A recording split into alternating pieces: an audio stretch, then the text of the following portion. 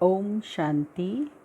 बाबा कहते बच्चे, जैसा तुम बच्चों को समय मिलता है उस अनुसार तुमको एकांत में बैठकर विचार सागर मंथन करना चाहिए। बाबा ने जो महावाक्य सुनाए हैं उन पर तुम्हारा मनन चिंतन चलना चाहिए और अपने पुरुषार्थ की रेखा रोज़ खींचते रहना चाहिए कि आज मुझे क्या पुरुषार्थ करके आगे बढ़ना है। 9 तारीख की वाणी है। मीठे बच्चे, जब समय मिले तो एकांत में बैठ विचार सागर मंथन करो। जो पॉइंट सुनते हो उनको रिवाइज करो। प्रश्न, तुम्हारी याद की यात्रा पूरी कब होगी? जब तुम्हारी कोई भी कर्मेंद्रियां धोखा न दे, कर्मातीत अवस्था हो जाए, तब याद की यात्रा पूरी होगी। अभी तुमको पूरा पुरुषार्थ करना है, ना उम्मीद नहीं बनना है, सर्विस पर तत्पर रहना है। ओम शांति। मीठे मीठे बच्चे, आत्म अभिमानी होकर बैठे हो। बच्चे समझते हैं आधा कल्प हम देह अभिमानी रहे हैं। अब देही अभिमानी हो रहने के लिए मेहनत करनी पड़ती है।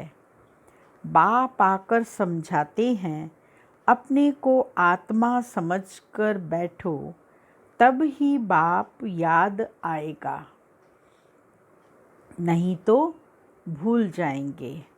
याद नहीं करेंगे तो यात्रा कैसे कर सकेंगे? पाप कैसे कटेंगे? घाटा पड़ जाएगा। बाबा को याद नहीं करेंगे तो यात्रा पर भी नहीं जा सकेंगे, क्योंकि याद करते हैं तो हम यात्रा पर हैं। पाप कैसे कटेंगे? और जो घाटा है वो निरंतर पड़ता जाएगा। यह तो घड़ी घड़ी याद करो, यह है मुख्य बात। बाकी तो बाप अनेक प्रकार की युक्तियाँ बतलाते हैं। रॉन्ग क्या है, राइट क्या है, वह भी समझाया है। बाप तो ज्ञान का सागर है, भक्ति को भी जानते हैं। बच्चों को भक्ति में क्या क्या करना पड़ता है समझाते हैं। यह यज्ञ तप आदि करना, यह सब है भक्ति मार्ग। भल बाप की महिमा करते हैं, परंतु उल्टी।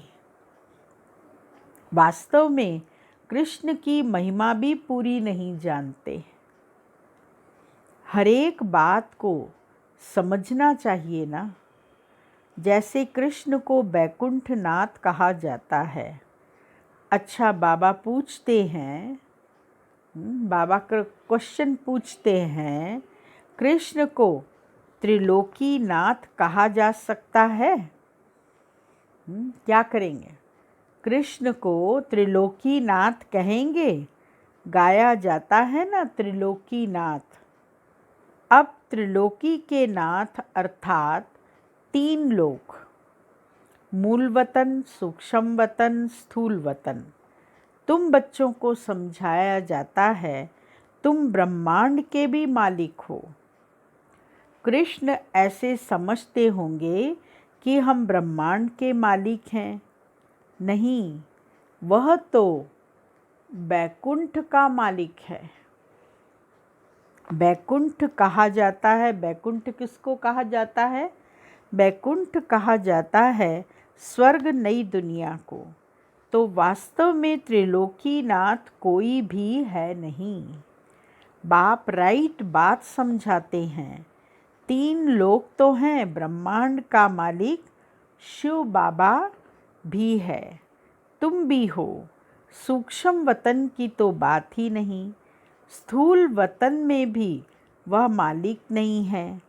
न स्वर्ग का न नरक का मालिक है।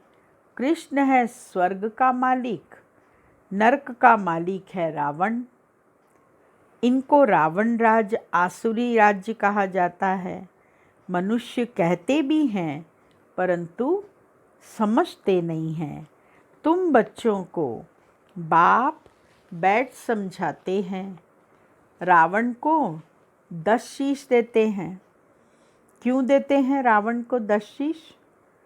5 विकार स्त्री के, 5 विकार पुरुष के, इसीलिए 10 सिर दिखाए जाते हैं। और बीच में 11वां गधे का सिर है। वो क्यों दिखाया जाता है? जैसे गधा जो है उसको कितना भी श्रृंगार करो लेकिन मिट्टी में जाकर ज़रूर लेटेगा। ऐसे ही हम रोज़ सुबह उठकर भगवान से प्रार्थना करते हैं कि विषय विकार मिटाओ पाप हरो देवा, और फिर जाकर विषय विकारों में गोता लगाते हैं तो हमारी सीरत कैसी हो गई? गधे के समान। सूरत नहीं परंतु सीरत गधे जैसी हो गई। अब 5 विकार तो सबके लिए हैं, सब हैं ही रावण राज्य में। अभी तुम श्रेष्ठाचारी बन रहे हो, बाप आकर श्रेष्ठाचारी दुनिया बनाते हैं। एकांत में बैठने से ऐसे ऐसे विचार सागर मंथन चलेगा। उस पढ़ाई के लिए भी स्टूडेंट एकांत में किताब ले जाकर पढ़ते हैं। तुमको किताब तो पढ़ने की दरकार नहीं है। हाँ, तुम पॉइंट्स नोट करते हो, इसको फिर रिवाइज करना चाहिए। यह बड़ी गुह्य बातें हैं समझने की। बाबा कहते हैं ना, अब तुमको गुह्य ते गुह्य नई नई पॉइंट्स समझाता हूँ। पारसपुरी के मालिक तो लक्ष्मी नारायण हैं। ऐसे भी नहीं कहेंगे कि विष्णु हैं। विष्णु को भी समझते नहीं हैं कि यही लक्ष्मी नारायण हैं। अभी तुम शॉर्ट में एम ऑब्जेक्ट समझाते हो। ब्रह्मा सरस्वती कोई आपस में मेल फीमेल नहीं है। यह भी प्रजापिता ब्रह्मा है ना। प्रजापिता ब्रह्मा को ग्रेट ग्रेट ग्रैंडफादर कह सकते हैं। शिव बाबा को सिर्फ बाबा ही कहेंगे, बाकी सब हैं ब्रदर्स। इतने सब ब्रह्मा के बच्चे हैं, सबको मालूम है हम भगवान के बच्चे ब्रदर्स हो गए, परंतु वह है निराकारी दुनिया में। अभी तुम ब्राह्मण बने हो। नई दुनिया सतयुग को कहा जाता है। इनका नाम फिर पुरुषोत्तम संगम युग रखा है। सतयुग में होते ही हैं पुरुषोत्तम। यह बड़ी वंडरफुल बातें हैं। तुम नई दुनिया के लिए तैयार हो रहे हो। इस संगम युग पर ही तुम पुरुषोत्तम बनते हो। कहते भी हैं हम लक्ष्मी नारायण बनेंगे। यह है सबसे उत्तम पुरुष। उन्हों को फिर देवता कहा जाता है। उत्तम से उत्तम नंबर 1 है लक्ष्मी नारायण। फिर नंबरवार तुम बच्चे बनेंगे। सूर्यवंशी घराने को उत्तम कहेंगे। नंबर 1 तो है ना। आहिस्ता आहिस्ता कला कम होती जाती है। अभी तुम बच्चे नई दुनिया का मुहूर्त करते हो। जैसे नया घर तैयार होता है तो बच्चे खुश होते हैं, मुहूर्त करते हैं। तुम बच्चे भी नई दुनिया को देख खुश होते हो, मुहूर्त करते हो। लिखा हुआ भी है सोने के फूलों की वर्षा होती है। तुम बच्चों को कितना खुशी का पारा चढ़ना चाहिए। तुमको सुख और शांति दोनों मिलते हैं। दूसरा कोई नहीं जिनको इतना सुख और शांति मिले। दूसरे धर्म आते हैं तो द्वैत हो जाता है। तुम बच्चों को अपार खुशी है। हम पुरुषार्थ कर उच्च पद पाते हैं। ऐसे नहीं कि जो तकदीर में होगा सो मिलेगा। पास होने होंगे तो होंगे, नहीं, हर बात में पुरुषार्थ ज़रूर करना है। पुरुषार्थ नहीं पहुंचता है तो कह देते जो नसीब में होगा। फिर पुरुषार्थ करना ही बंद हो जाता है। बाबा कहते हैं, तुम माताओं को कितना उच्च बनाता हूँ। फीमेल का मान सब जगह है, विलायत में भी मान है।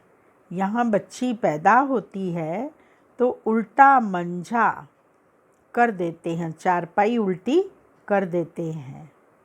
दुनिया बिल्कुल ही डर्टी है। इस समय तुम बच्चे जानते हो भारत क्या था, अब क्या है। मनुष्य भूल गए हैं, सिर्फ शांति शांति मांगते रहते हैं। विश्व में शांति चाहते हैं। तुम यह लक्ष्मी नारायण का चित्र दिखाओ। इन्हों का राज्य था तो पवित्रता सुख शांति भी थी। तुमको ऐसा राज्य चाहिए ना। मूल वतन में तो विश्व की शांति नहीं कहेंगे। विश्व में शांति तो यहाँ होती है ना। देवताओं का राज्य सारे विश्व में था। मूल वतन तो है आत्माओं की दुनिया। मनुष्य तो यह भी नहीं जानते कि आत्माओं की दुनिया होती है। बाप कहते हैं, हम तुमको कितना उच्च पुरुषोत्तम बनाता हूँ। यह समझाने की बात है। ऐसे नहीं रड़ियाँ मारेंगे भगवान आया है तो कोई मानेगा नहीं।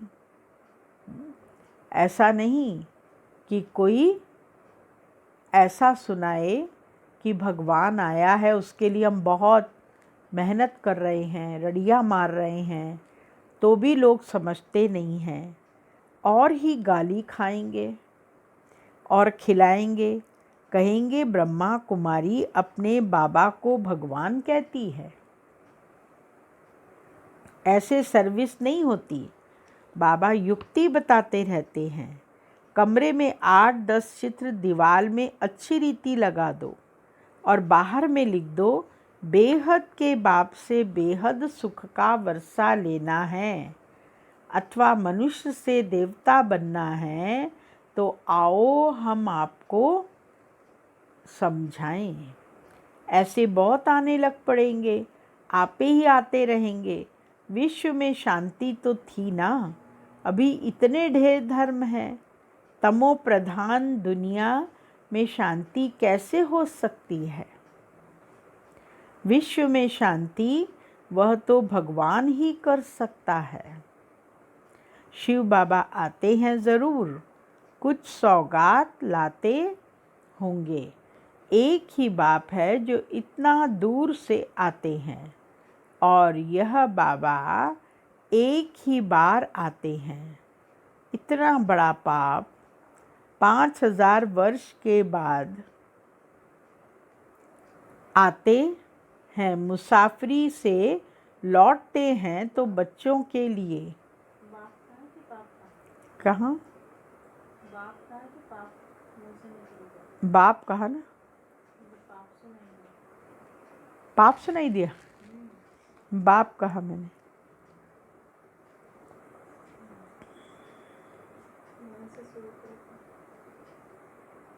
कहाँ से शुरू करूं? सौगात से शुरू करूं? शिव बाबा आते हैं, ज़रूर कुछ सौगात लाते होंगे। एक ही बाप है जो इतना दूर से आते हैं और यह बाबा एक ही बार आते हैं। इतना बड़ा बाबा 5000 वर्ष के बाद आते हैं, मुसाफिरी से लौटते हैं तो बच्चों के लिए सौगात ले आते हैं ना। स्त्री का पति भी बच्चों का बाप तो बनते हैं ना। फिर दादा परदादा तरदादा बनते हैं। इनको तुम बाबा कहते हो। फिर ग्रैंडफादर भी होगा, ग्रेट ग्रैंडफादर भी होगा। बिरादरियाँ हिस्ट्री ज्योग्राफी को तुम जानकर चक्रवर्ती राजा बन रहे हो। बिरादरियाँ हैं ना। एडम आदि देव नाम है, परंतु मनुष्य समझते नहीं हैं। तुम बच्चों को बाप बैठ समझाते हैं। बाप द्वारा सृष्टि चक्र की हिस्ट्री ज्योग्राफी को तुम जानकर चक्रवर्ती राजा बन रहे हो। बाबा कितना प्यार और रुचि से पढ़ाते हैं, तो इतना पढ़ना चाहिए ना। सवेरे का टाइम तो सब फ्री होते हैं। सुबह का क्लास होता है, आधा पौन घंटा मुरली सुनकर फिर चले जाओ। याद तो कहाँ भी कर सकते हो, कहाँ भी रहते कर सकते हो। इतवार का दिन तो छुट्टी है। सवेरे 2-3 घंटा बैठ जाओ। दिन की कमाई को मेकअप कर लो, पूरी झोली भर दो। टाइम तो मिलता है ना। माया के तूफान आने से याद नहीं कर सकते हैं। बाबा बिल्कुल सहज समझाते हैं। भक्ति मार्ग में कितने सत्संगों में जाते हैं। कृष्ण के मंदिर में, फिर श्रीनाथ के मंदिर में, फिर और किसके मंदिर में जाएंगे। यात्रा में भी कितने व्यभिचारी बनते हैं। इतनी तकलीफ भी लेते फ़ायदा कुछ नहीं। ड्रामा में यह भी नूंद है, फिर भी होगा। तुम्हारी आत्मा में पार्ट भरा हुआ है। सतयुग त्रेता में जो पार्ट कल्प पहले बजाया है वही बजाएंगे। मोटी बुद्धि यह भी नहीं समझते हैं। जो महीन बुद्धि है वही अच्छी रीति समझकर समझा सकते हैं। उन्हें अंदर भासना आती है कि यह अनादि नाटक बना हुआ है। दुनिया में कोई नहीं समझते यह बेहद का नाटक है। इनको समझने में भी टाइम लगता है। हर एक बात डिटेल में समझाकर फिर कहा जाता है। मुख्य है याद की यात्रा। सेकंड में जीवन मुक्ति भी गाया हुआ है, और फिर यह भी गायन है कि ज्ञान का सागर है। ये भी गायन है कि परमात्मा ज्ञान का सागर है। और कहावत भी है कि सारा सागर शाही बनाओ, जंगल को कलम बनाओ, धरती को कागज़ बनाओ, तो भी उसकी महिमा इतनी अपरंपार है कि लिखने में वो भर जाएगा लेकिन पूरी नहीं होगी, तो भी अंत नहीं आ सकती। शुरू से लेकर तुम कितना लिखते आए हो, ढेर कागज़ हो गए। तुमको कोई धक्का नहीं खाना है। मुख्य है ही अलफ। शुरू से लेकर तुम कितना लिखते आए हो। बाबा कहते इतने ढेर कागज़ हो गए, तुमको कोई धक्का नहीं खाना है। मुख्य है ही अलफ। बाप को याद करना है। यहाँ भी तुम आते हो शिव बाबा के पास। शिव बाबा इनमें प्रवेश कर तुमको कितना प्यार से पढ़ाते हैं। कोई भी बड़ाई नहीं है। बाबा कहते हैं मैं आता हूँ पुराने शरीर में। कैसे साधारण रीति शिव बाबा आकर पढ़ाते हैं, कोई अहंकार नहीं। बाबा कहते हैं तुम मुझे कहते ही हो बाबा पतित दुनिया पतित शरीर में आओ, आकर हमको शिक्षा दो। बाबा को बुलाते हैं कि पतित दुनिया पतित शरीर में आओ बाबा, आकर हमको शिक्षा दो। सतयुग में नहीं बुलाते हो। हाँ, बाबा हमको लाना दे रहा है कि बच्चे तुम सतयुग में नहीं बुलाते हो कि आकर हीरे ज्वारातों के महल में बैठो, भोजन आदि पाओ, शिव बाबा भोजन पाते ही नहीं, आगे बुलाते थे कि आकर भोजन खाओ। 36 प्रकार का भोजन खिलाते थे। यह फिर भी होगा, यह भी चरित्र ही कहें। कृष्ण के चरित्र क्या हैं? वह तो सतयुग का प्रिंस है, उनको पतित पावन नहीं कहा जाता। सतयुग में यह विश्व के मालिक कैसे बने, यह भी अभी तुम जानते हो। मनुष्य तो बिल्कुल घोर अंधियारे में है, अभी तुम घोर रोशनी में हो। बाप आकर रात को दिन बना देते हैं। बाबा आकर रात को दिन बना देते हैं। आधा कल्प तुम राज्य करते हो तो कितनी खुशी होनी चाहिए। तुम्हारी याद की यात्रा पूरी तब होगी जब तुम्हारी कोई भी कर्मेंद्रियां धोखा न दें। कर्मातीत अवस्था हो जाए तब याद की यात्रा पूरी होगी। अभी पूरी नहीं हुई है, अभी तुमको पूरा पुरुषार्थ करना है, ना उम्मीद नहीं बनना है। सर्विस और सर्विस। बाप भी आकर बूढ़े तन से सर्विस कर रहे हैं ना। बाप करन करावन हार है, बच्चों के लिए कितना फिक्र रहता है। यह बनाना है, मकान बनाना है, जैसे लौकिक बाप को हद के ख्यालात रहते हैं, वैसे पारलौकिक बाप को बेहद का ख्याल रहता है। तुम बच्चों को ही सर्विस करनी है। दिन प्रतिदिन बहुत सहज होता जाता है कि जितना विनाश के नज़दीक आते जाएंगे उतना ताकत आती जाएगी। गाया हुआ भी है, भीष्म पितामह आदि को पिछाड़ी में तीर लगे। अभी तीर लग जाए तो बहुत हंगामा हो जाए,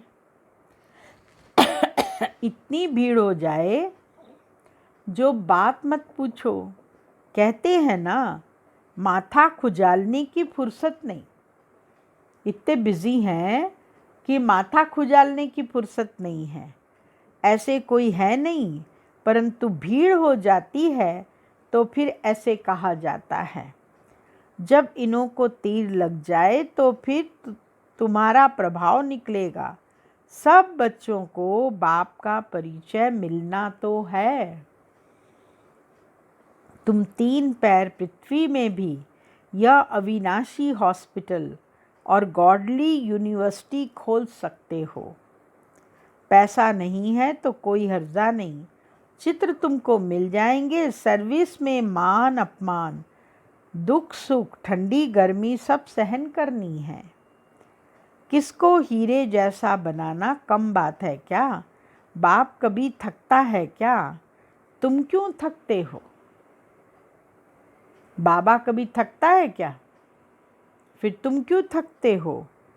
अच्छा, मीठे मीठे सिकिलदे बच्चों प्रति माता पिता बाप दादा का याद प्यार। Good morning. रूहानी बाप की रूहानी बच्चों को नमस्ते, और रूहानी बच्चों की रूहानी बाबा को याद प्यार गुड मॉर्निंग नमस्ते।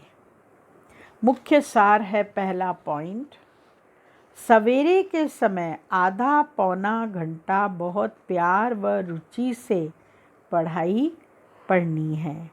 बाप की याद में रहना है। याद का ऐसा पुरुषार्थ हो जो सब कर्मेंद्रियां वश में हो जाएं। दूसरा पॉइंट है, सर्विस में दुख सुख, मान अपमान, गर्मी ठंडी सब कुछ सहन करना है। कभी भी सर्विस में थकना नहीं है।